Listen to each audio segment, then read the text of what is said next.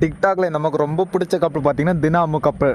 தினாமுக்கும் நம்ம சேனலுக்கும் ஏகப்பட்ட பிரச்சனை ஒரு காலத்தில் ஓடிட்டு இருந்துச்சு. ஸோ அது ஒரு காலம். இப்போ வந்து அவங்கள பற்றி பேச வேண்டிய சூழ்நிலைக்கு நான் தள்ளப்பட்டுட்டேன். ஓகேங்களா.